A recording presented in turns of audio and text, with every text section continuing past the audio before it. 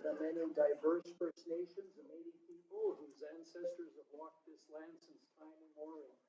We are grateful to live, learn, and work on the traditional territory of Treaty 8. We'll start off with an adoption of the agenda. We have one addition, which is 8.2, which is tournament rates. And anything else to add? So there's a few mistakes in the agenda. Okay.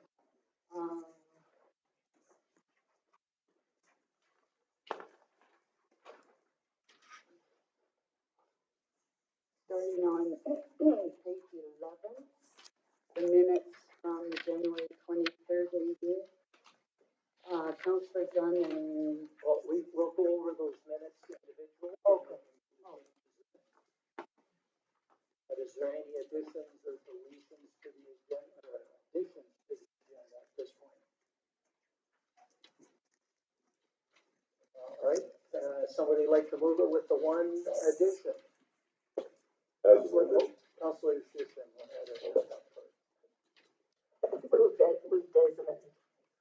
All right, all in favor? It is carried. And I see we've got a full house. Welcome, everybody. And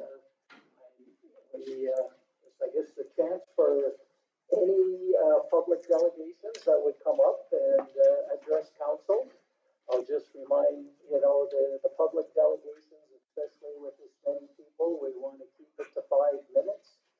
And so we go through and we'll go from there. When you come up, please introduce yourself because we do video these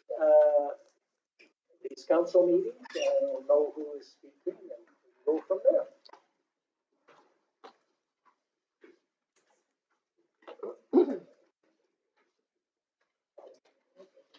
So I'm Michelle Shevchuk. I'm a business person in High Prairie.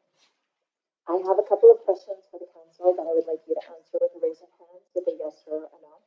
With a yes, please raise your hand. Are you familiar with the guidelines set forth in the Municipal Government Act? Have you read them and do you understand them? Yes or no? Raise your hands, please. Can you say that again? Sorry. Do you understand the terms and conditions of the Municipal Government Act? Have you read it and do you understand the MDA? Oh, that's a big question for me. I mean, that's a binder this thing, right? It's a 600-page document. The question is, have you read it and do you understand it? Raise your hands, yes or no, please.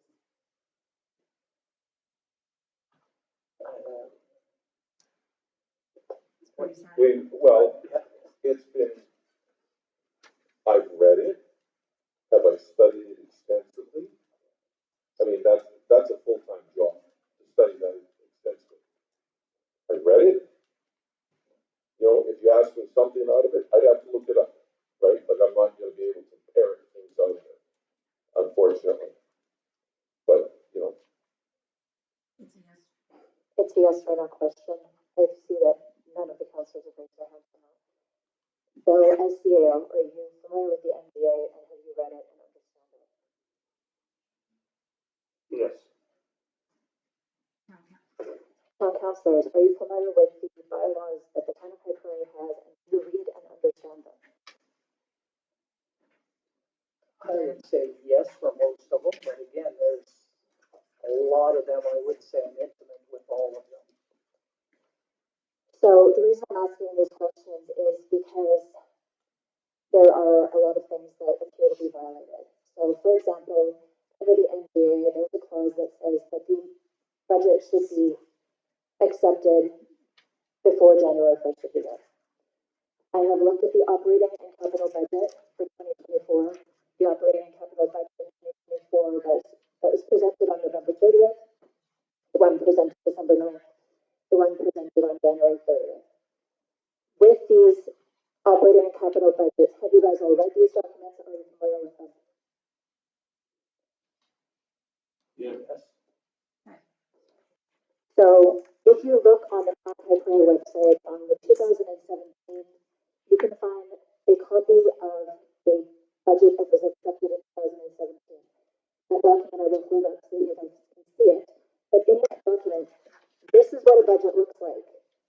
It is 5 years of expenditures. It's showing what the previous costs are. The documents that have been supplied by the CAO are documents that most of this document, other than the financial stuff, most of this document is word for word taken from the Nehill County. So I went and downloaded the Nehill County document. This was not hard to find. I searched one line in the document and this pulled up immediately. It's the first thing that popped up. Even the logos are the same on this document as what was supplied to the town of High Prairie. Word for word, these documents are almost the same. However, our demographics are not the same as the Nehill County. For example, among census families in 2021 in Nehill, 82.7% were married couples. In High Prairie, that number is 56.1. In Nehill, 9.2% were common law couples. In High Prairie, that number is 18.7%. In Nehill, 7.7% are one-parent families. In High Prairie, that number is 24.4. So for our word-for-word documentation that is in this to be word for word on a number of the things which I printed up, and I could show you in these documents, line by line, where there is the odd line or the odd word that is changed. But most of this is a document that has been plagiarized or taken from the Nehill County. And on their website, it says that this is a copyrighted document. Point of order. Are you aware that I'm the author of both those papers? So I wouldn't call it plagiarism. I'd like you to retract that comment. Okay, I mean, he's the author of both of them, uses the same template. So did you have permission, written permission from Nehill County to be using the document that is copywritten on their website for use for the town of High Prairie? If the answer is no, this is a document copywritten on their website. Anybody can go to Nehill County at the bottom of the page, you will see this. So again, these documents look really pretty. This is not a budget. As a professional businesswoman, this is what a budget looks like. It doesn't have colorful pictures. It doesn't give explanations of every purchase. It itemizes line by line what expected expenditures are going to be and how the town can anticipate what it's going to look like moving forward based on past numbers. So I have grave concerns if you plan on passing a budget tonight when it doesn't look anything as like what the town of High Prairie's own existing previous bylaws look or not bylaws, sorry, budgets look like. Thank you. Okay? Thank you for your comments. Actually, I have one other addition. If you look at what the CAO job description is, which is available readily online, if you look at the town policies in hiring a CIO, which are specific bylaws regarding that, the actual position when it was posted, one of the things is fiscal responsibility. There will be somebody raising a concern later today with regards to financial decisions that have been made by the CAO. It's my understanding that council is not aware of those things. However, one of the things is fiscal responsibility. So if we are not going to see that from our CAO, if there are decisions being made, they're being withheld or not involving council, this is a serious concern as well.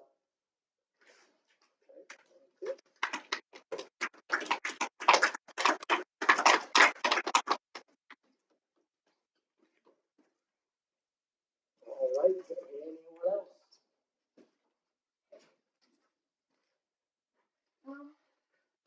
No, I was trying to look online. I'm sorry, I apologize. My name is Lynn. It's working, right? Yeah. Yep. All right, so I was trying to look online and find the name. I think, we have, Bill McKenna, who's the CAO. And I was trying to find the name of the other person under the name of McKenna who's been hired for, I believe it's position of accounts. I can get clarification. I couldn't find that quickly, but I found it the other day. Anyway, what my concern is that other person related to Bill McKinnon? My understanding he is. That is correct. Okay, that does not look good for optics at all. That's nepotism. My concern is what was the hiring process? Who recommended the other McKinnon? What were his qualifications and the qualifications of the other candidates, and how many other candidates were there that were for consideration? Why was a family member hired instead of other candidates? I can answer that in that it was an open competition, open for anyone. Mr. McKinnon was not involved in the competition. He had excluded himself from all of that, and other people involved in the interviews and selection process. Okay, and so the question is why were the other ones not considered when, like I said, this is the optics don't look good. This is nepotism, and whether he excluded himself or not, he does have influence over the other council members or whoever else may be in. This is a small town. So, I mean, this is very concerning for the town. We need to make sure that there are more distance in terms of potential, all sorts of ugly things, all I can say is, yeah, basically, so it's important that we don't go through having family members in close proximity to the council that can have additional other influences. That doesn't seem to be good.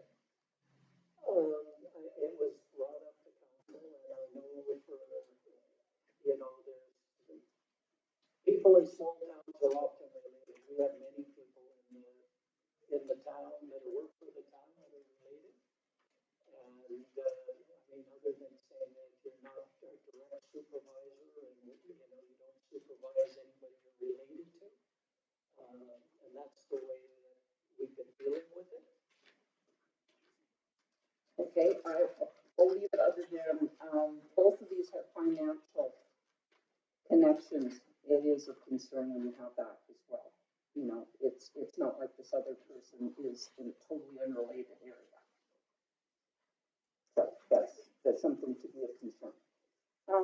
Now, she addressed the budget. She did, the lady ahead of me, she did a much better job than I could have, but, the people of the town must be included in the process, and we must be made aware this is our money being spent. And we need to see the budget in advance. We need to have the opportunity to give our input. We need to make sure that our money is being spent wisely, and that all expenditures are to our benefit and to the towns. I attended a meeting months ago. I was totally unimpressed by how the choice that was made. It had to do with the railway, it had to do with the membership. There was two options. One was a $500 kind of hands-off representation. The other one was $2,000 to get right in there. And really, it was not well explained by any of you on the benefits, pros, cons for either of them. And yet it was decided to spend the money on it. Additionally, there was the comment of lobbying, which to me is a dirty word, because that is vested interest, that's extremist, that's activist. It's not for the benefit of all. That's for specialized interest groups. So there's a lot of reasons why I didn't like the money being spent, especially when how it was being described was very poorly communicated, that even the rest of the councillors didn't really understand, but I know that we, the people, couldn't. So I'm quite concerned about the budget. Okay, thank you.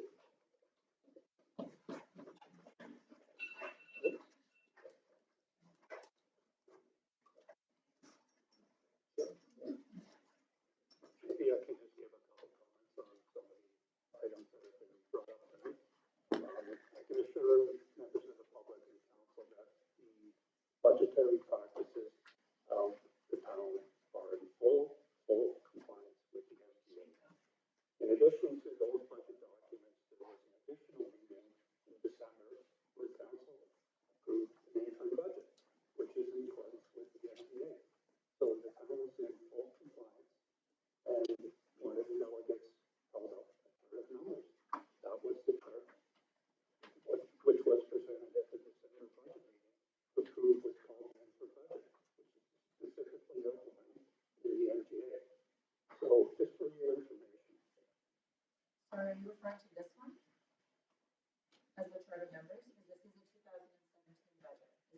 I did not say that. I said in the December 2023 meeting of council, an interim budget was approved. Are those numbers publicly available? They're in the public agenda and they're available on the website. Okay, so, sorry, I forgot to mention this now. The minutes on the website right now only go up to partway through December. Anything that's past December isn't on the website as minutes. However, all of the agendas are on there up until this last meeting. That's correct, until council ratifies the minutes, we do not post them. Right. So you'll see that on tonight's agenda, there's minutes from December 9th, January 23rd, and January 30th. Once council adopts those minutes, they will be posted. All right, Jen? Tammy Kalita, appearing before you as a rate here today, not as a business owner. I sent an email to the council about the rural industry program. And thank you, Mr. Mayor, for coming to my office to have a discussion with me about it. I also got calls from two other councilors, and then the four of you have not responded at all to my email, which I find a little bit disheartening. Like I said in the email, you guys are my friends. You talked to me before the election and got my vote, and I have not heard from you guys at all since. And on something of that level, I anticipated at least a phone call with some kind of explanation. You can correct me if I'm wrong, Mr. Mayor, but you said the motion that was passed by made by James Wakel, the council prior approval of $15,000 for the rural renew program within the 2024 budget was a recorded vote, and 6 of you approved it, with Stenhouse opposing. This is an approved minutes from January 9th. You said the optics were quite bad on that because I was at the January 9th meeting when the delegate from Slave Lake asked for $10,000. And then Wakel approves puts forth a motion for $15,000. You said the optics on that were bad. What is your description of optics in that regard? What I was referring to is that the ask was for 10,000 from Slave Lake, and that's what they're asking for from us. But along with that same motion, and what we talked about it at our council meeting was $5,000 to go with updating our website to go along with it. And so we did approve sort of the two items in one, and like they should have been separated out into two different RFPs. That's what I meant by that. Okay, thank you.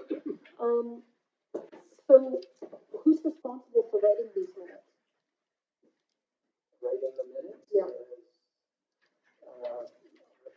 Okay, and does the CAO review these minutes? Yes. Okay, thank you. And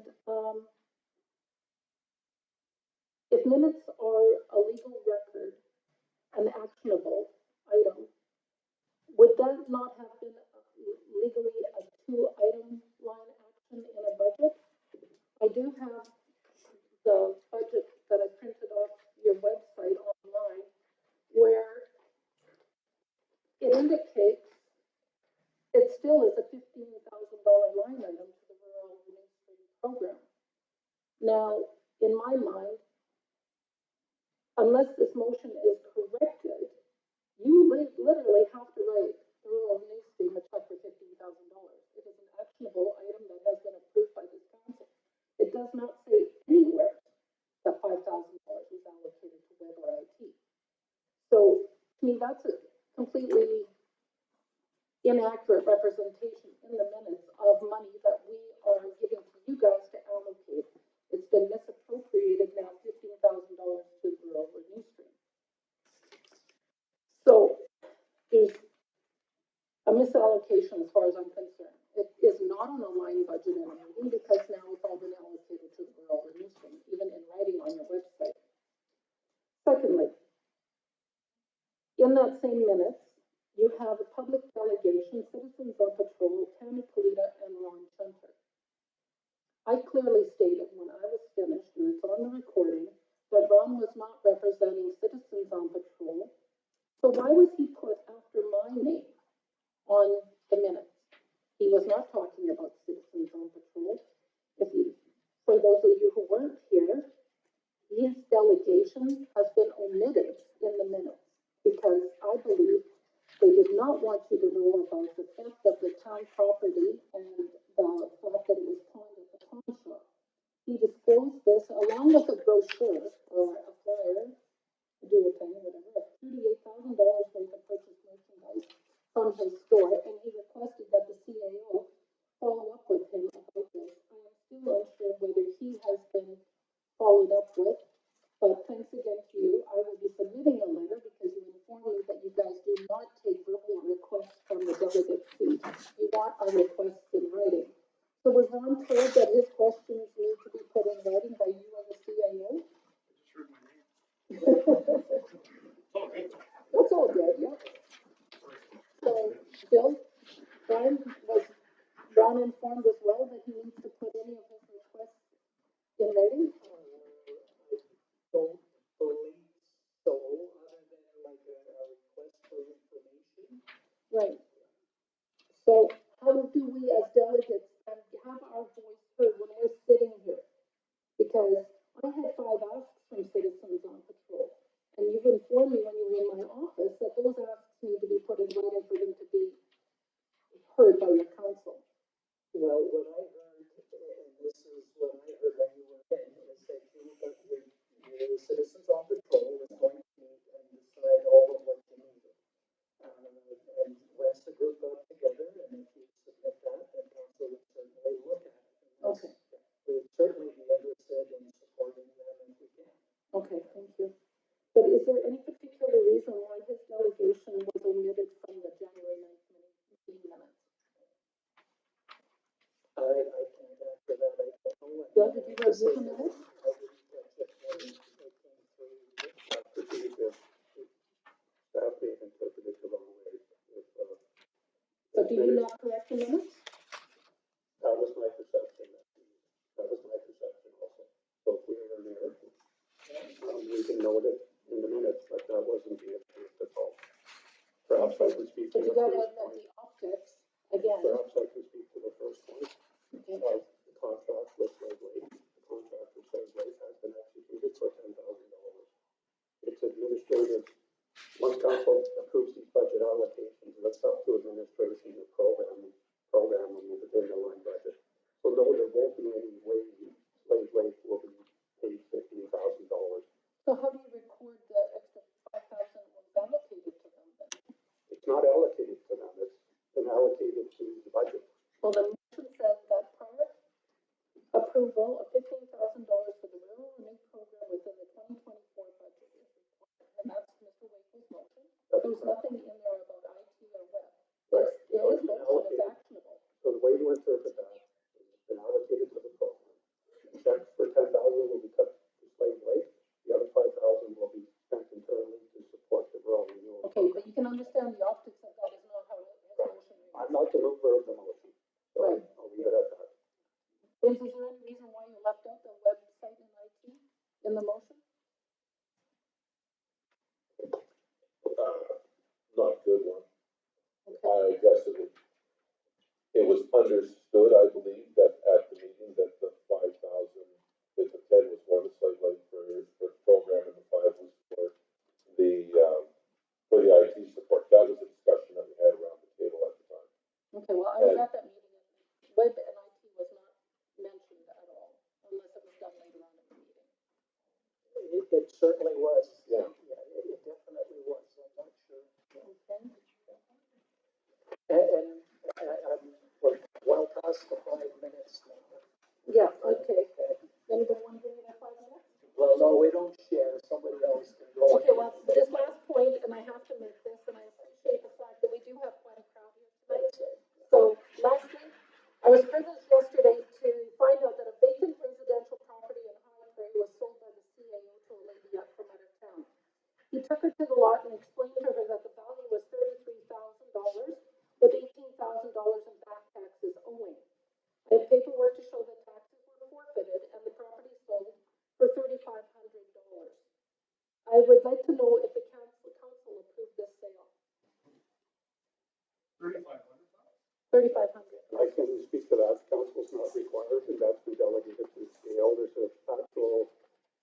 information that you're not privy to.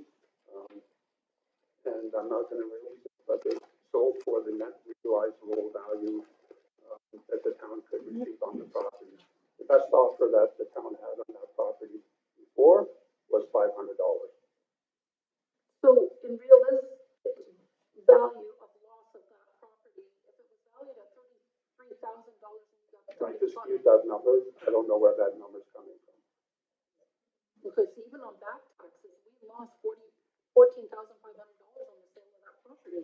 There is no back taxes. Those taxes, since it was in town ownership, should have been written off years ago. That was an administrative error. That So should have been was it corrected. advertised in the paper that, or where was this advertised? Because I should have liked an opportunity to buy a All lot the of local town. realtors were involved in the process. Only the realtors. Was it listed with each of the realtors in town or on your website or in the newspaper? Where would, like, where does the Republic in High Prairie find out about where this is being delegated? Is there more properties in town that are going for a fire sale? No, none of them will be fire sale. Like our tax sale, all properties that are being disposed of are advertised. Where, please? Well, I can get you the reference and circulate it out, but they're listed and, have under the MGA, must be listed and provided to the provincial authority. And then they're advertised on our website and the like, and there was an auction held, and that was publicly, the date of that auction was publicly available on our website and Facebook page, and that's the process. And typically these are done without council knowledge. Council sets the date, so council does know, and the council's responsible for setting the date of the auction and setting the reserve prices on all properties. So the council was aware that the reserve price of $3,500 was set on this property. Not in that particular case, on tax sales. Okay, well, I must be confused, thank you very much, because it sounds like you either railroaded the town or you railroaded the taxpayers, thank you.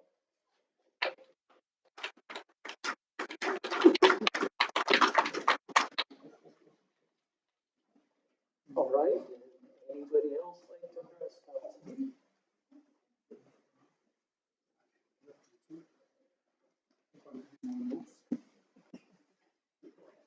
My name is Robert Busher. Turn it on? No directions. A High Prairie town employee was caught purchasing a product, flipped down and taking the product to the pawn shop and selling for cash money. Has this person been charged Yes, with the RCMP? yes. Oh, awesome. Awesome. Thank you. Let's skip a bunch.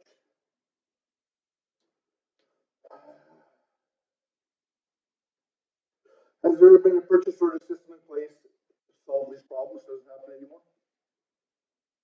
There's always been a purchase order system in place, and we follow stringent financial policies. That does not mean that we're gonna capture any theft.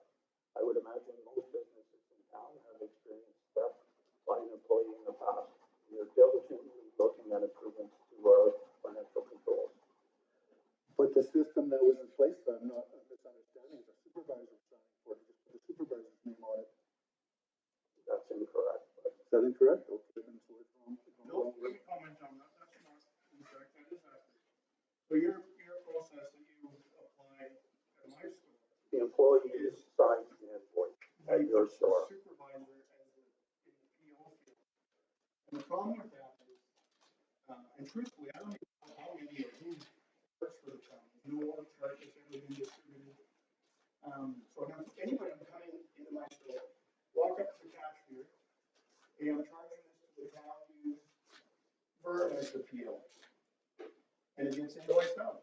All I can say is those practices have been, all the managers have been advised of what they should be doing. This has been an ongoing process in the town for a number of years. This is nothing new. So we are taking proactive measures to deal with it. I haven't seen one, nobody's talked to me about it. Stay tuned. They will be.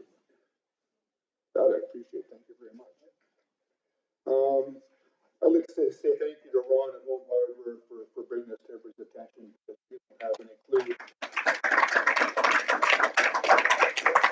how long this has been going on, to what extent, to what part of the town or anything, and I would really hope that all of those have been gone through and scrutinized and protect our tax dollars. And the reason it gets pretty upset here is the business owner here in town, we had over $5,000 in tools and supplies stolen from our property. I fully believe that it went to the pawn shop. And, I've been told by many people that use my theft insurance, well, you know what, when I'm renting a building, my deductible right away is over $3,000, because I can't afford to buy $500 worth of deductible. And my insurance goes up. Theft insurance really irritates me, because there shouldn't be thievery going on, and that's just something that bugs me anyways. But anyways, if the pawn shop didn't exist here in this town, wouldn't that problem be as bad? Would the drug situation be as bad? I don't really know, but I think taking stuff in from stolen property and giving out cash is really not helping our town. And I don't think that business is good for our town whatsoever. Anyways, that's all I really have, and thank you for your time. But I really consider the pawn shop, I don't believe it should be here. Thank you.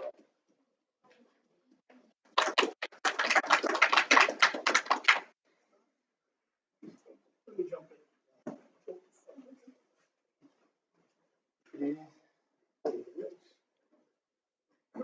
Oh, We need to talk about the town's hiring Ron, process. just start with your name so people in Mr. the Shunter. internet land will know. Ron Shunter. The town has a tough track record when it comes to hiring. And, as of late now, there's a position that exists. I don't know if it existed in the past, again, because I haven't seen an org chart. I don't necessarily know all the positions or who works for the town. But, help me understand how this son of the CEO gets drawn into our community and provided an employment opportunity, a career opportunity within our community ahead of all the local applicants. And, again, help me understand the process employed. Is there an HR department that exists within the town? Were they involved in the hiring process? Is town council involved in the hiring process? Who makes those hiring decisions? And, again, how do we roll in? Because I don't believe it's the right, and again, we use the word optics. The son of the CEO in a financial role within the town is not right. And certainly when you have local applicants that have been excluded from the hiring process, most of us are unaware of where the job posting exists, who applied, what the criteria was. Yeah. Well, I think we're all sitting here, quite honestly, for the same reason. If you look at the webpage, the title page on the town of High Prairie's website, it speaks to the code of conduct. And in there clearly reads, with regards to communication, honest and open communication and of thoughts, opinions, and information. That doesn't happen with this group. It certainly doesn't happen with the CEO. So we need to talk about hiring, and perhaps there's an opportunity to roll in the council on those hiring decisions. These guys should be part of that committee. If we're adding staff to the town, we need an opportunity to discuss why and whether it's needed, the process employed to the hiring process, and you need community involvement because you're screwing it up on your own every time.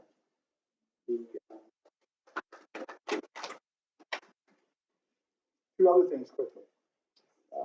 This bylaw 072022, which is open to a number of interpretations, but it's led the CEO to believe that he's running the show.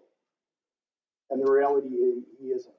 And in terms of the communication, the honesty, the integrity, the open communication, again, struggling with it, it's not happening. In the notes here, for example, there's a motion to investigate the committee members for conduct. I'm hoping that includes the activities of the CEO and all of council. And I'm also curious to know how much that's gonna cost us. Because I don't agree that's necessary. And if the group would just sit down and talk to people, including yourselves, it wouldn't be necessary. You wouldn't be calling for an investigation of the conduct of anybody. Because the communication would be clear enough and honest enough, there would be no need. And then the last thing we should talk about is Judy, and perhaps you have the opportunity to answer, but in this motion to move the banking services over to ATB, you've decided to refuse to sign the legal documents or the request by the CEO to provide some information. I'm trying to understand why you would refuse to sign it.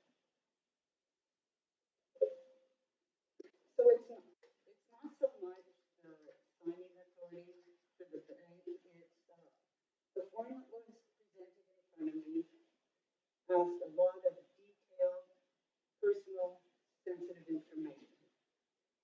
And I have a lack of trust and integrity to where my personal information, who would be viewing this, who would be handling this at the town of High Prairie.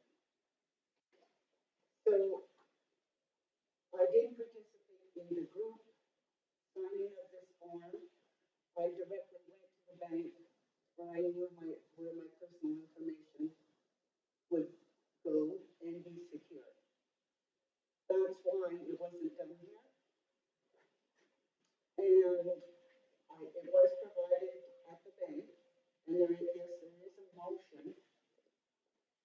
But the reason why I didn't fill it out is because I don't know where my personal information, who's handling it, how many employees, where will it be distributed? That's why Or why there is it was even a necessary?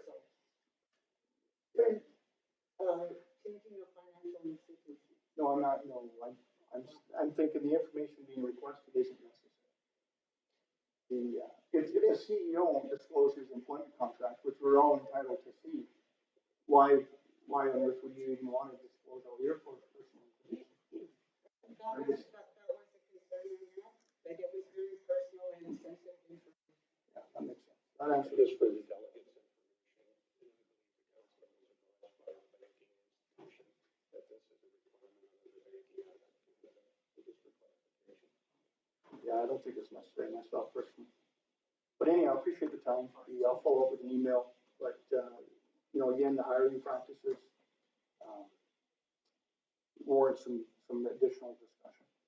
And I'd like to, a further understanding again of, how do we invite and pull somebody in from Ontario that's directly related to our CEO ahead of all the local applicants?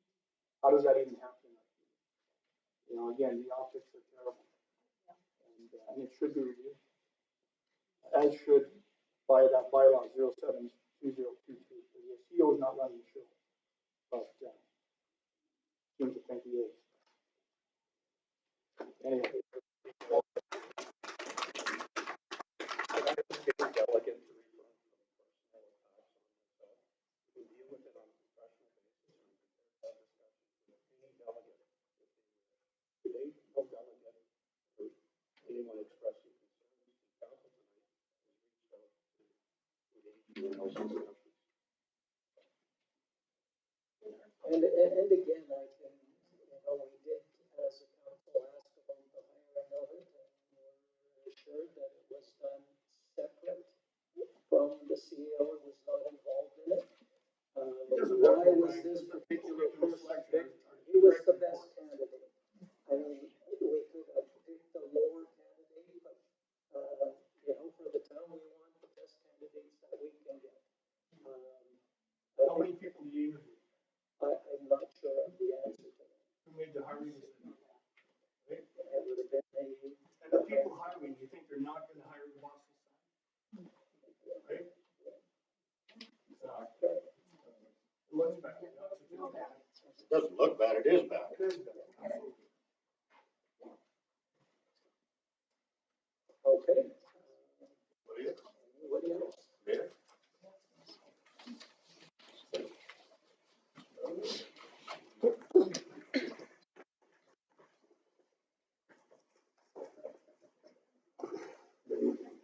Daniel Vandermeer, for those of you who don't know. Just a comment on the hiring business. I'll tell you what I would do in that situation, besides choosing myself, of course, from any panel like that, is I would have insisted that someone who was totally independent of the town, perhaps a similar experience, like the CAO of the county or somebody was in there to, you know, to make sure that you don't have the situation that Ron's talking about, where it's the employees of the CEOs, or rather of the candidate's father. You know, I'm not questioning anybody's honesty, but this is very poor optics, and it undermines public confidence.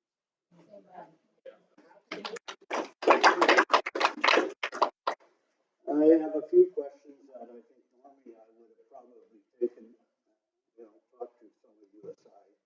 I guess this is an appropriate forum. And it's on what may now be considered a non-issue, and that's the acquisition or the non-acquisition of the hospital property. Just to give a little context on that property, almost all of that property was in some sense held for the public. Right from the time that the original wooden hospital was built there. I can remember that hospital.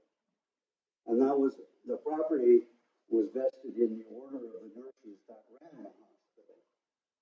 And at some time, the Alberta government, those kinds of hospitals are transferred to the Alberta government. And I don't know the exact date. And about that time, I suspect, is when the property was expanded to the north. And there was private residential houses, I think at least 2 houses, where the turn into the seniors lodges. And there was a creek separating those 2 houses from the hospital. That creek is now the one that's called.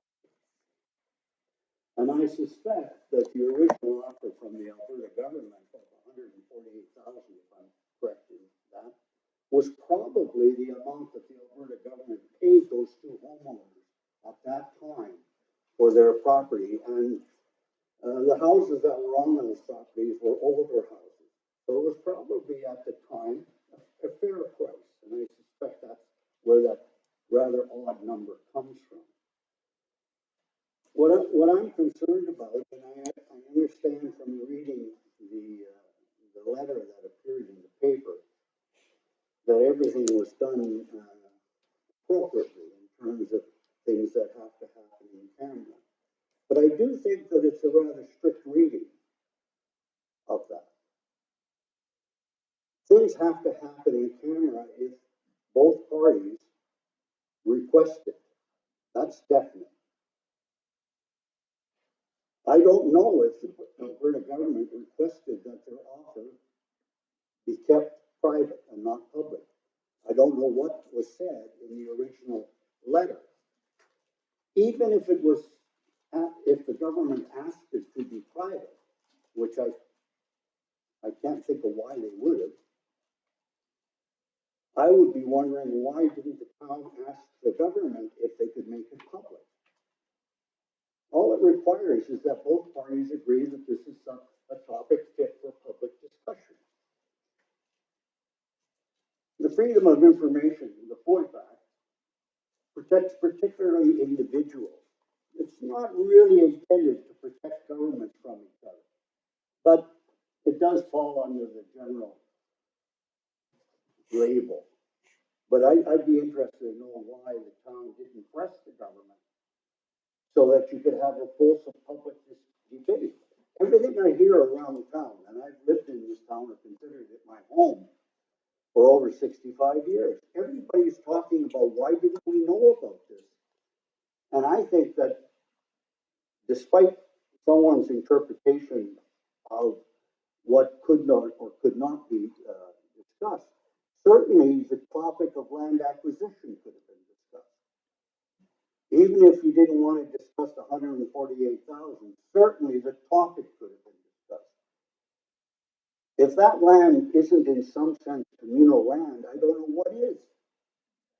And I think it merited a fulsome discussion in the public. I understand now that you had 4 months to respond. I assume, of course, that you went into camera properly, and I realize this is technical, but governance is something that I'm concerned about. And I'm pretty sure that you probably went into camera and followed the MJ in the format of the motion to go into camera for the purposes of pursuant to this and this section of FOIA. I'm satisfied with that. I'm sure you also moved to come out of camera. Where in the minutes does it say that council voted to reject or accept the offer? I don't know. I asked around and no one can tell me. I've talked to an individual on this council and no one can tell me. If it's in the minutes somewhere, please enlighten me because I'd like to be able to read those minutes. But you can't say no to the government, reject or accept that offer without making a public motion. You can't make decisions in camera. You're not a tribunal. I realize that the MJA gives tribunals the right to act in camera, but it doesn't give town councils or city councils the right to act in camera. That's my basic position. I think it's an overly strict reading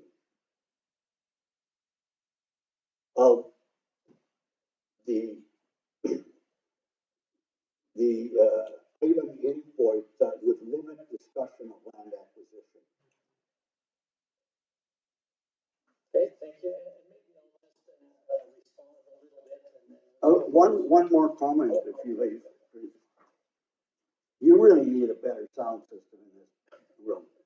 I'm sitting back. And I'll admit, Brian, as you well know, I'm half deaf anyway. But I ask two guys beside me what people are saying and they can't hear you. And I don't think they're deaf. Okay? You guys aren't speaking into mics, and the mic certainly isn't turned up. Go ahead, sorry. Oh, okay. Just, regarding the hospital land, at the time, the original offer, there was two things. Like you had said, that the land we thought was donated. And we were, and I can say this now because as a council, we said that we were okay to discuss the rationale that was done in Canada, we can discuss it. There was a feeling that that land was donated to them, so we should get it for $1, because they probably got it for $1. So at the time when they said, this is the offer, we didn't say, necessarily no to the offer. What our council wanted to do was to explore getting it for $1 at that time, because we thought we should be able to, and I don't want Mayor Clark said identify that it was donated before that. So that was what we were pursuing to try and get it for $1. We thought that being that was donated to them, that they should just donate it back to the community. I think that's a fair assumption, except if you've done your homework, and I don't mean you personally, Ryan, but if the homework and research had been done, you would have known that private property was purchased, and I believe for a figure of about that. It's such a curious number, I'm attributing it to that. That in fact there was private property and there was a purchase. And that's that there was that residential band immediately north of what is now the culvert. That used to be when I was a kid, that was a creek. And in fact, in the springtime, a running creek. So I didn't come here to embarrass anybody, by the way. I just wanted to know. It's not an easy job.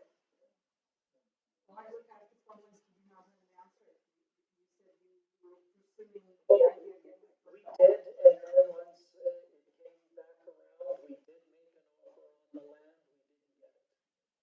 What was the That offer? was much later, wasn't it? It was much later, it was later, yeah. It's not within that 4 month where it was you specifically, town, had the opportunity. Well, we did negotiate, we were trying to negotiate with them, we were talking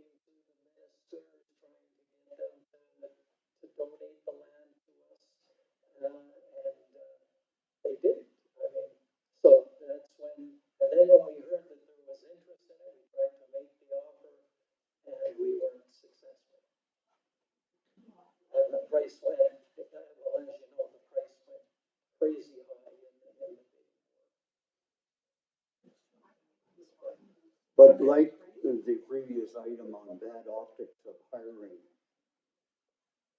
this is very bad optics on, I think, the misuse of camera. I think there could have been a fulsome discussion of the general topic. Everybody in town was waiting to see what happened to the hospital project. In fact, I would challenge you to anticipate the discussion and have a public meeting on the merits and demerits and ideas for the development of that property. I mean, this is an issue you could have easily anticipated. But when it's over, it's over. Thank you. Your turn.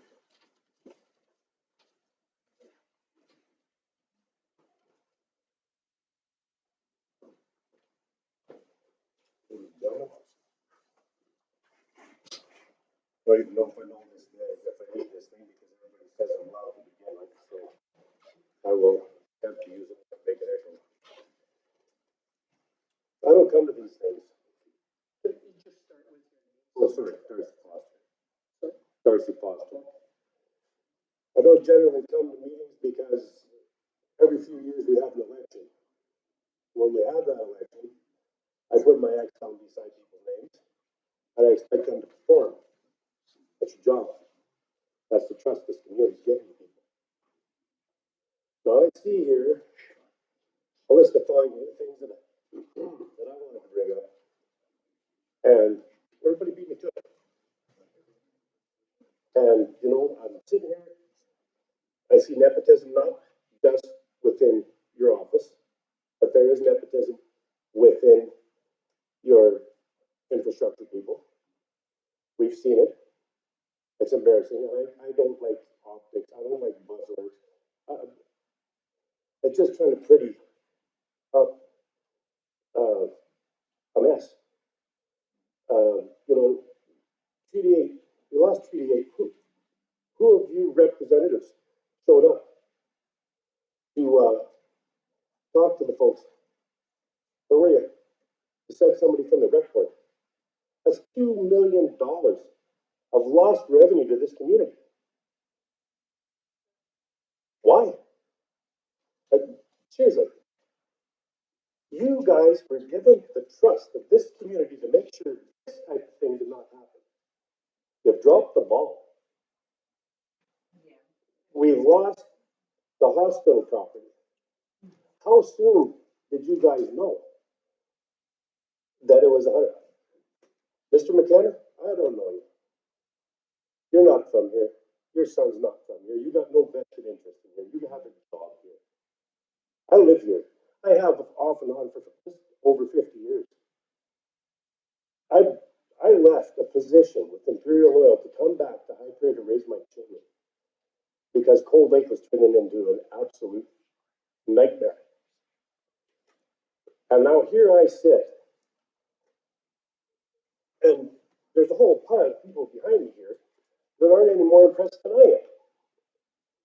And I can't see any justification for letting that property go without talking to the citizens of this community first. It boggles my mind.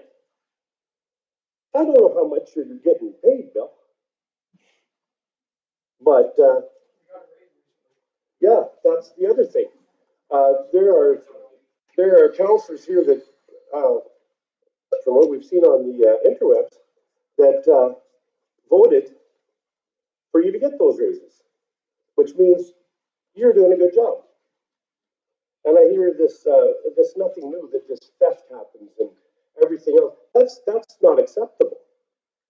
I know it's nothing new, but that makes it okay to you? It's not okay. That statement, I wouldn't be just taking it back. I'd be ashamed of it. Because this is not acceptable on any level. Now, for those of you who don't know who I am, my mother was raised in this town. She came from a pretty rough background. She became an educator. She was an educator for over 40 years. And she always stood up for what was right, no matter how the situation presented itself. And I'm sitting here in front of you guys, and I'm shaking my head. I can't wrap my head around this. Like,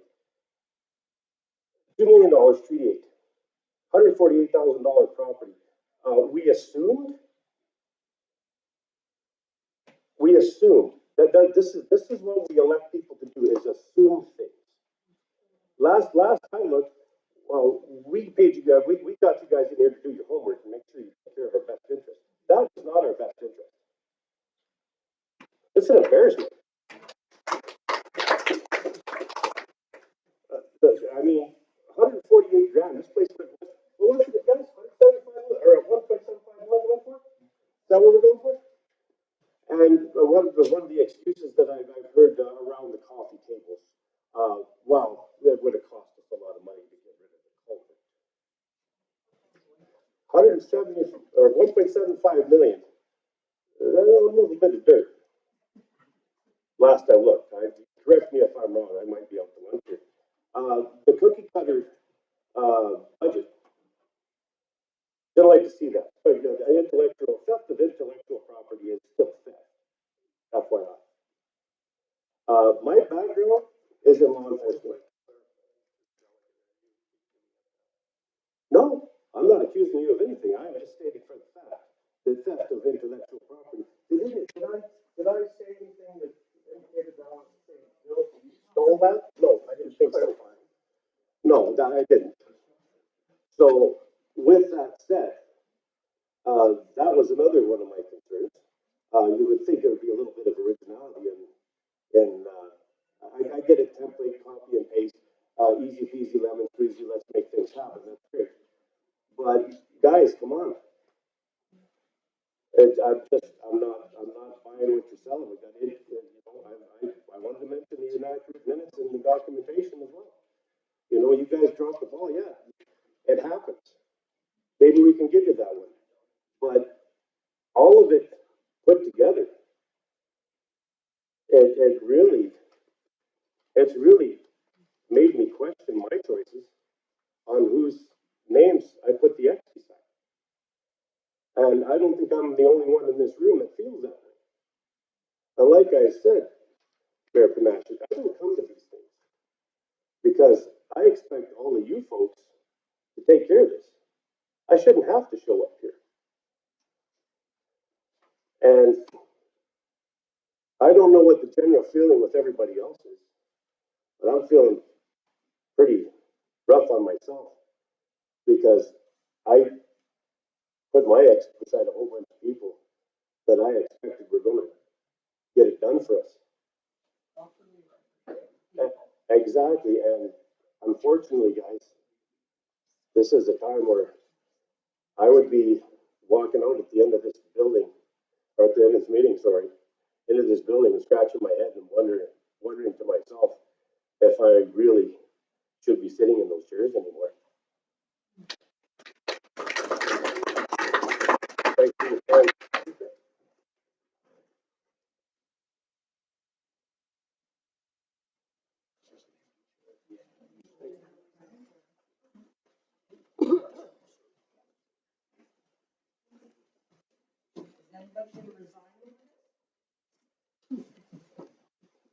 Well, speaking of that, there's Councillor Dunn.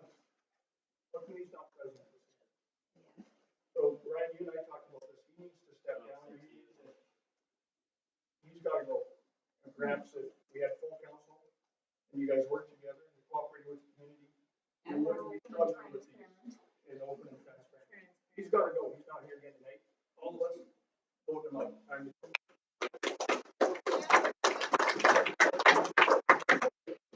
Could we have a motion on that? Motion. All in favor? All in favor? And James, I just get the next delegate to My name's No, Linda I, Fox. it's a funny emotion. No, it's not. No, it's not, Very not serious. at all. You can laugh, but you can't. Maybe from your perspective, that just shows the quality of what you are. I'm sad. My name's Linda Cox, and I just wanted to speak regarding the pawn shop. The pawn shop here, I would assume, because most pawn shops do, keep a record of what's being pawned and who's pawning it. The peace officer or the RCMP should be looking at that list and noticing that one person seems to be doing most of the pawning, which would lead you to do a bit of investigation. So there is a system in place for pawn shops to make sure that they don't deal in stolen property. And that would have led them immediately back to where did this person get all that property that they're pawning? So I think maybe you should take a little bit of looking at what is your peace officer doing to investigate stolen materials. Thank you.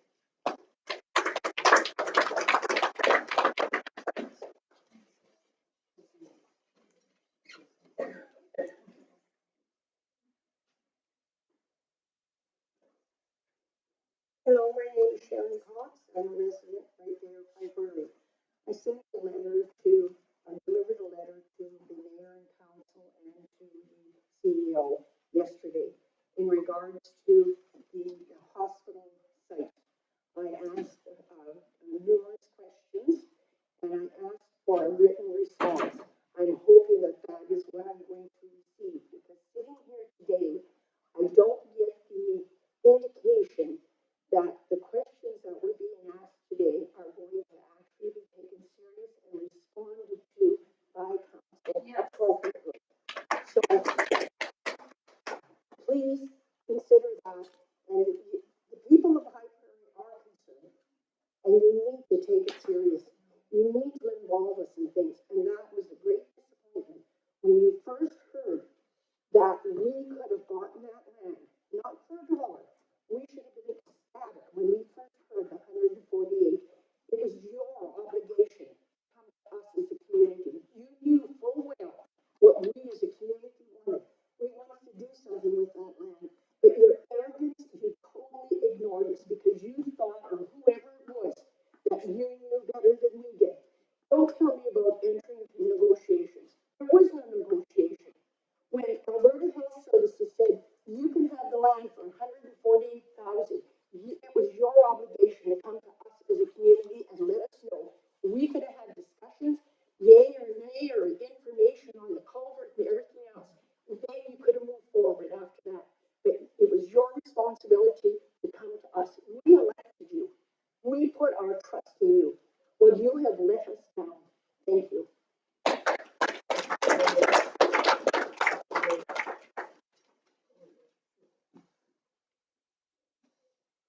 I've been told the strip club and the casino's going on.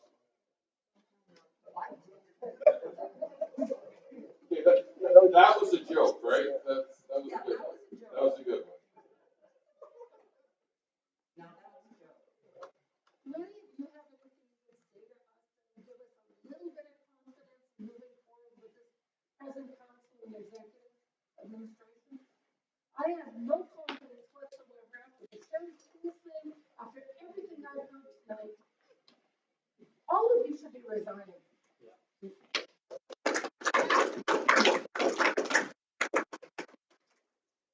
I will speak for myself, and when you look back, and you guys have made some very good points here tonight, and I would say that we did not handle, from my perspective, that land the way that we should. There's no doubt about it, especially looking back. At the time, we made decisions that we thought were right and were in the best interest of the town. I can tell you, we weren't trying to cut people out. We were trying to do what we thought was best for the community and the people. We thought we were looking after the best interest. We had no idea that the property was going to go for that price. We were. It had nothing to do with what the property Well, was gonna go for. Yeah, well, and then we did not want to have the repairs. We felt that if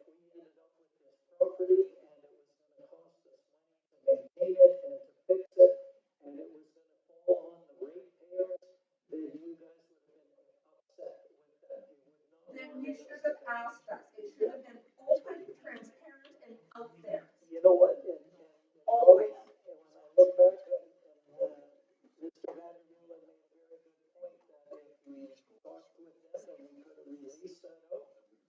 And I honestly, no one on our council had thought of that idea. You know what, if we could have opened that up, that would have been fine, right? We weren't trying to hide it, it was just negotiations are usually done in those closed sessions. And you know what, if everybody would have, and we didn't ask to see if we could open it and share their offer, we probably should have, right? There was some mistakes made, I'll be the first to admit it, that we could have handled that better from my perspective. I don't want to speak for all the council, but I feel we did not handle that as well as we could. And last I looked, I don't know anybody that gets something for nothing anymore. Well, and the other thing is, these land developers build your own house, you have no experience. What do you talk to somebody that has experience? Yeah. You know, that's the whole thing. Nobody's got experience up here for doing anything other than government work. And you know what? That doesn't work for us. You know, private enterprise knows how to make things happen. You guys don't. I'll go to our next delegate. My name is Rena Cunningham, so it's just gonna be a hodgepodge of things here. And it's more just like speaking opinion, I guess. Like Darcy and everybody's been saying. This is not a little club where you guys get to decide what you want to do with whatever you want. This is our town. And we hire you to do what's best for it, not to just think, oh, well, you know, maybe this benefits me, maybe it doesn't. I want to see, and I know a lot of people do, I want to see more transparency. I was here at a meeting a while back now, and we can we have a motion for 4.1, whatever, blah, blah, blah. I had no idea what you guys were talking about. I feel like everything's in code. If people come to meetings, we should know what you're voting on, the first thing that happened was something got moved forward to the next meeting, am I wrong? You guys voted motion to have some carried We forward? added an agenda item. Okay, so everything should be transparent. What you guys are getting paid should be transparent. What you guys are spending our money on should be especially transparent. And part of that is your wages. This is all of our money. And I also feel, you know, whatever, but this is our town. Why are people not from this town on the board and making decisions for our town? You should be living in this town, and that should be a requirement to be on council, to be mayor. Another thing I'm going to say is with the fires and everything that happened, Brian, I'm sorry, but I haven't seen your face anywhere. Like, I feel you're very absentee, and sometimes I think, like, I've seen a couple of videos, maybe because people have been complaining, but you're not out there saying, hey, we're gonna do this for this town, we're gonna make things better, hey, evacuees, guess what, you get to go out to Elks Hall instead of saying, you know what, things can get put on hold, you're gonna go into the Buchanan Center because we care about our people. Why? Because it's easier for them to maneuver in town instead of having to find a ride in from Elks Hall. I don't see any transparency about what's happening. I feel like you guys are just making your own decisions. Like they said, if there's something that's to be made a decision on land development or whatever construction, instead of making the decisions with your own knowledge, you need to be consulting multiple different people who know this stuff inside and out, and then make an educated decision while bringing in the cash. If there's something that needs to be hired, everybody should know about it, what's being hired, why. And I also had a question. When I was here last, you guys were saying that our town was in a massive debt because of the new water filtration system. Is that correct? I don't believe that we are not in a massive debt. We've got a big upgrade to the water treatment plant coming. You said that we were leaking money, that you weren't even making enough money to pay that.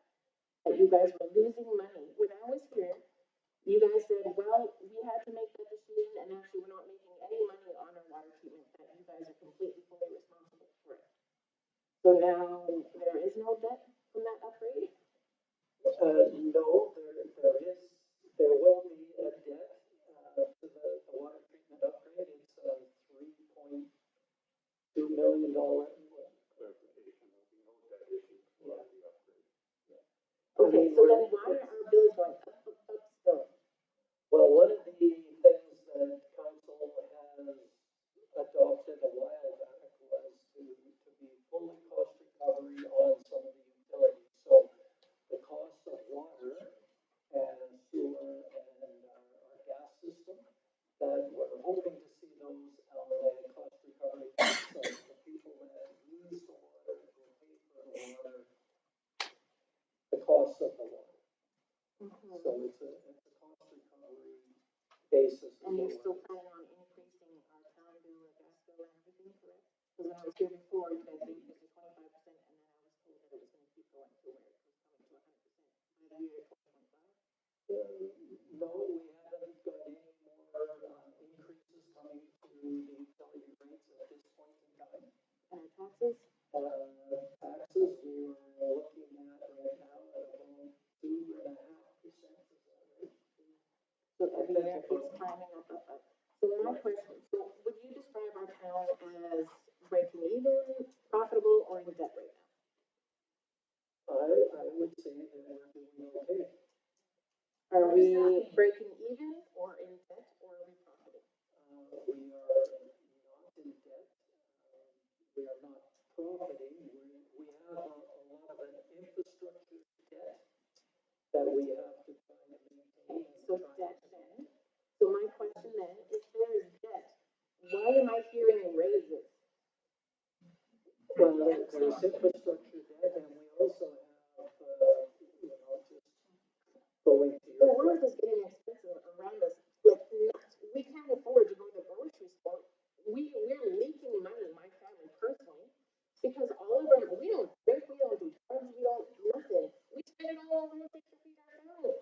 Everything's getting more expensive, and I'm hearing raises. I should not be hearing raises, especially when clearly the buzz around town is disappointment in an absent mayor and in a sketchy CAO.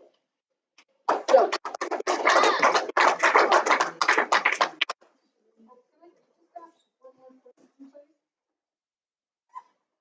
Fiber optics. James, you can answer this question. Was it not promoted as a way of cost recovery that the fiber optic company was going to come into town, put its services into each house, and the money that was taken from their revenue was going to be contributed back to the town? Is that correct? You said that it was a cost recovery thing, we were not going to have to invest any money. The town did not put any money towards the fiber optic. There was talks, Jesus, you're right on this, is terrible. Or no, it's Dan, sorry. Anyways, no, the town did not contribute any money towards, the Canadian fiber optic coming in. There was talks initially of partnering with them, and having it as a recovery that way, but they did it on their own. The Okay. town didn't put any money towards Canadian fiber optic. And Bill, can you answer a question? Is there not a line item in the budget for $750,000 to go to fiber optics? I'm not aware of that. Okay, I'll fix it in.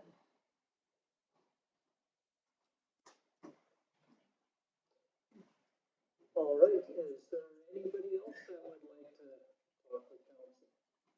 And just, the last person was talking about our wages, they're publicly out there, if you wanna know what council makes, it's $350 a month plus $100 for a meeting. Okay, and I make $400 a month plus $100 for a meeting.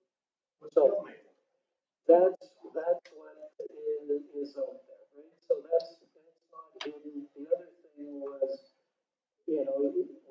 all the council has to live in town to be able to run for council. That's part of the MGA. You have to live in town. It's just one of the rules. I think Just wanted to reflect clarify. towards the CAO position and anybody that's running the office and doing finance, having an actual vested interest in the community. CAOs do not have to live in the community. Well, we're very aware. Yeah, I mean, we've had CAOs that haven't lived in the community before. So, yeah. I mean, Yeah, look at, consider the outcome of those decisions as well. Yeah. Remember, it Cost us a lot of money. costs a lot of money. What does your CEO come in? I don't know if, I'm not that sort of liberty. That's available online. Well, if you know what you're saying. It's available online, it's available online, just like the council. It's available online, what's your problem with just announcing it? Everything should be transparent, that's here. It's a contract, on the contract. Is it online as well? You Can we look at see the your financial, contract? no, the contract is not available for public view. It's our money, why not? You can write to the minister and ask for comparison, ask that question, because he basically said you can't release it. So is there any other people that like to address council? Lots of good questions, and we may need to have an open house or something so we can spend more time addressing some of these questions. I'd be happy to hear from any other delegates that would like to speak. Has any council member talked to the rest of the council about having an open meeting to the public in the say the last year? Has there ever been any discussion on that? Judy, has there been? There has been. There has been. Sasha, has there been? Yes, sure, the request was, at least a couple of times. Okay. Mayor Panasic, has there been? Yes. Okay. Mayor, So Mayor? Yes. we're going around, there has been discussion. Teresa, and okay. we've talked about it, and one of the things that we have done is had the open houses when people can come in and chat with council. We did it last fall where anybody could come in, and we had the department heads from all of the departments were at the hall, and you could come in and chat with them. Was that about a year and a half ago and it was at the Legion? That one was, no, there was been one since then. Oh, there has been. Okay. And where was that held? That was held at the Gordon Buchanan Center. Okay, thank It you. wasn't advertised very well. Thank you. That's what you're gonna say. It needs to be well advertised. We did it. Well, you actually answer the question instead of Absolutely, avoiding it. as best we can. So just as the sentiment that I'm hearing is that it wasn't well advertised. What's the best place to advertise? You get a bill in there, flyer in there, these bills every month. You want the community to know what's going on, we all get a bill from you guys, put it in the flyer. Was it wrong? And also the paper, a lot of us still do read the paper. And that too. I believe that last open house was on the news. Why wouldn't it just be advertised in press instead of just one thing? We have a huge hodgepodge of people that got down the media home. We all read different things. You got Facebook, you got the bill that we get, now the people are getting a bill, and we get the paper. Let's do it all. I think we do a lot of that on our website too. I mean, obviously, some people aren't getting all of the messages and I think it was actually on the sign too, but I mean, people aren't getting it, we need to try to do a little bit better there. On a lot of things. So what's, one more question, what's the purpose of employing an outside agency to investigate the conduct of the council? What's that all about? What's that gonna cost? Well, council's just looking at some of our internal conduct just to make sure that we're doing a good job. Okay, right? And it must be not just one or two councilors, it must be the whole small. And already we're saving you money because we. We're giving you the. Let's give it a look. That's right. Well, anyhow, it's not necessary. We certainly like it. And if we move forward and spend any money on that. That's a waste. It's a waste. Just sit down and talk to us, work together, open and honest communication, share what's going on, don't keep it a secret. And don't let the CEO make all the decisions. I have a simple question. Come to the mat, let us. I wasn't gonna come here and say anything, I just wanted to listen, but I learned a lot today. Brian, when your son was the CAO at the Big Lakes, were you guys able to communicate and table ideas across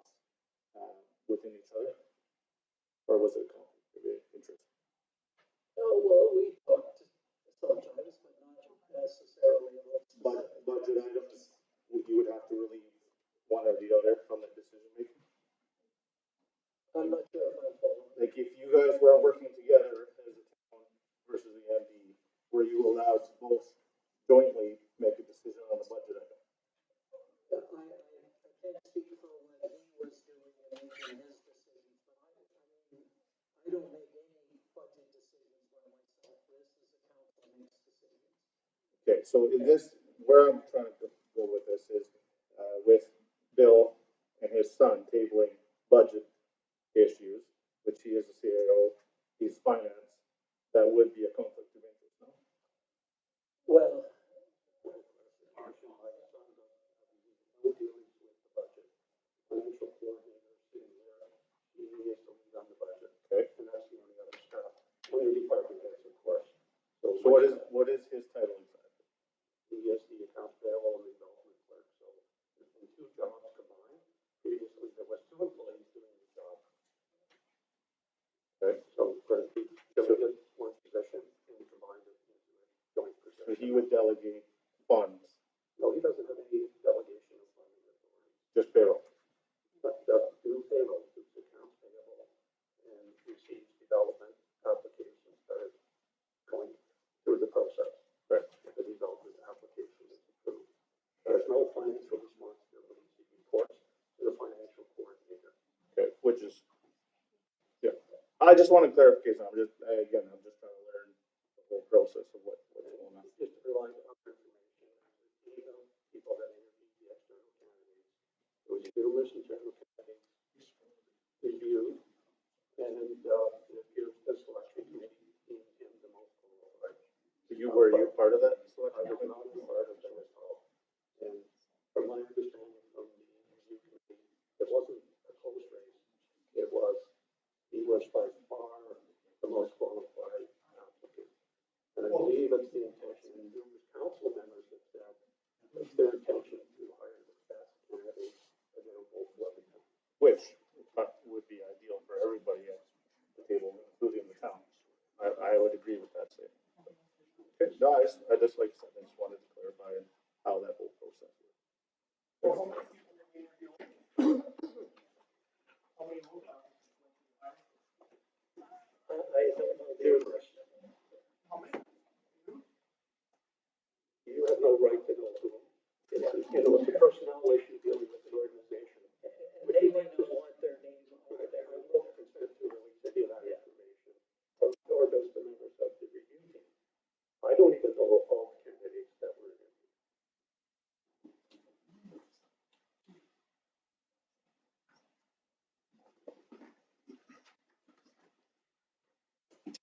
Jacob Donahue, business owner in town for a little over 8 years now. And I think it's telling that in 8 years, I've been visited by 2 town councilors at my business. Only 2, and never the mayor. Bringing revenue into this town, bringing business, bringing people from outside into this town. And I see from this council that there's not a lot of care for the people who are bringing the money into this town that you guys play with. So I've had 2 councilors come, how's things going? How do you feel that the town is going? I think it's telling that none of you have come up to me at the gun show that we're at every year shaking my hand. We're strangers. I think that's telling.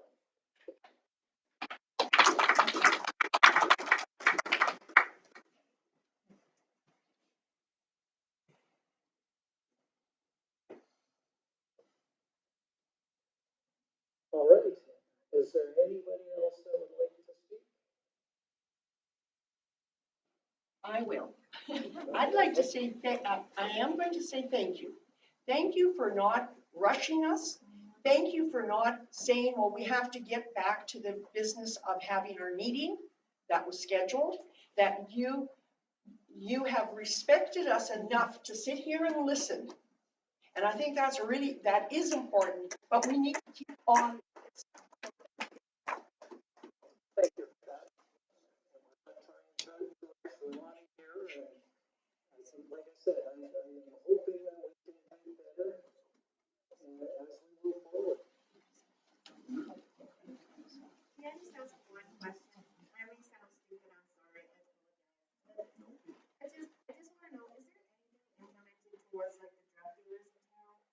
I work at the school and I just locked the door because I watched a drug deal going right parked out on the street right in front of our school building. And I so want to say something, but I don't want to put something out there, but like, I'm just gonna say it so that you're aware. This is not truth in any way. I want to make that clear. But I have heard from someone who would know, and I apologize, but that they said that you have sit downs with Habib. Now, if we know, and they said the mayor has sit downs with Habib, and maybe that's why all this stuff is constantly happening in this guy's field, they get paid in drugs. And you do not need a contract this time. This is a business we could do without. But I just want to know, is there something being done towards it? Because I'm watching drug deals go on right on in front of my school. Half the kids coming to school high, and we all know who Habib is. So why are we not leaning on this guy to get on our town? Are we afraid of him? Like, what's, I just want to know, is there something? Because I would be completely appalled and outraged if there's any kind of negotiations going on in our connection or anything. And honestly, like, I'm telling you, like, something has to be done with this drug issue. I can assure you, I don't know who Habib is. I have never talked to him, I so wanted to ask from the horse's mouth I because I can don't tell think you there's that I something do not there's know. something. Well, I shouldn't say I don't know Habib. Habib went to school with my son, and I know I knew him back then when he was 10, but I don't think I've ever talked to him, so I can assure you of that. And as far as what's being done with, drugs and stuff, I know that's an RCMP question, and they do know about it, and that's where that question should go. I mean, we can work on that one. Our peace officers don't have power under that.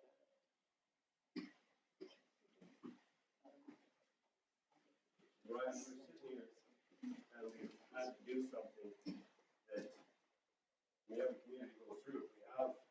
We have the higher crime rates than we did. I remember as a kid, Hyper used to vie with Black Abyss to see who was the most violent town in north central Alberta. We closed down the highway in front of the Park Hotel every Friday because everybody come rolling out in the middle of the street. It was embarrassing. Now we've had to turn around, and everybody says I rant and I get angry and I all the negative words. Well, I decided to do something positive, and I did put my foot down and I did step up. And we have started the Citizens on Patrol again. And there are a few things that we could use from council to help us out with that. And there are a few, we would like to see some of the other citizens step up. Unfortunately, right now, it's predominantly business driven. I'd like to see more people on there. I was voluntold that I was the president, so here I am. Because of my background in law enforcement, I do have a 2-year diploma through Bradley Field. Oh, and by the way, I didn't see the peace officer posting. And by my understanding, we are now paying somebody to learn how to do this when I've got a 2-year diploma. Not that I could have afforded to pay that to come here, but it would have been nice to know that it was available. This is another thing that's concerning to me, is we keep on hearing we have these availabilities to people. Where are they? Where's the posting? You know what? Yeah, you can throw it in the paper or on Facebook or whatever. You can put it somewhere for a day. So what's the period? How long is the application available? Going back again to the economic development position that Mr. McKenna's son has filled. How much was it advertised? How many people locally were considered for the job or saw it? I didn't. I look on the webpage quite regularly to see what's up. Because you know what? I'm tired of sitting in a truck 15 hours a day away from my family all the time for days at a time. I wouldn't like to have a nice 9 to 5. And if I don't see it posted, I mean, I can go fix half the stuff that your mechanics have in town here. I can run 90% of your equipment, but I never see a job posted, and yet I see brand new place. Well, where did he come from? That's what another thing that everybody's saying is the transparency. Everything isn't coming out for everybody to see.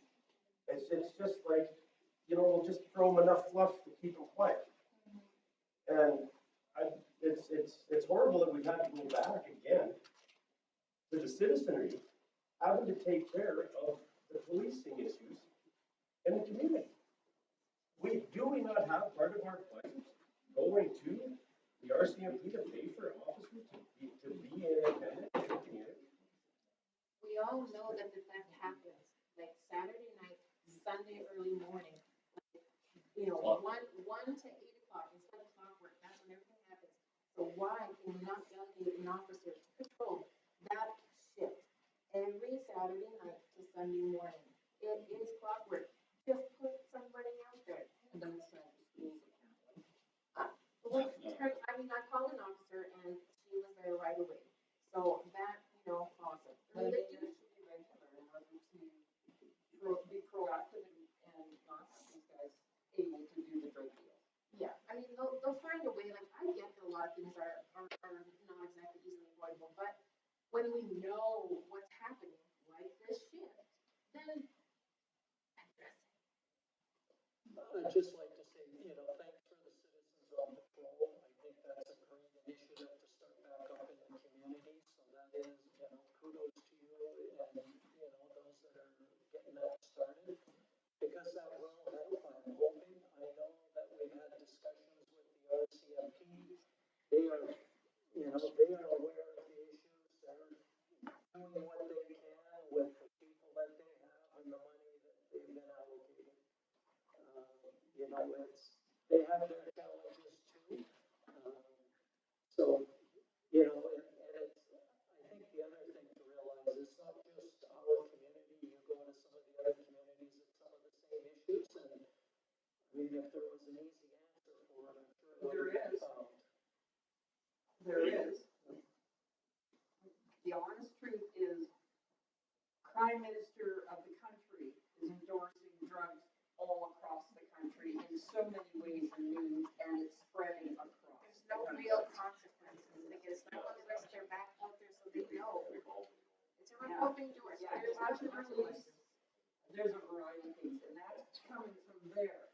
You don't look up to that man, you look down because he is falling. All right, I think unless there was something else, I think we'll. I still got one more thing we can do with this citizen patrol. I think it'd be great if a counselor was your liaison between the two. Maybe you'd have some more openness here or help us. All right.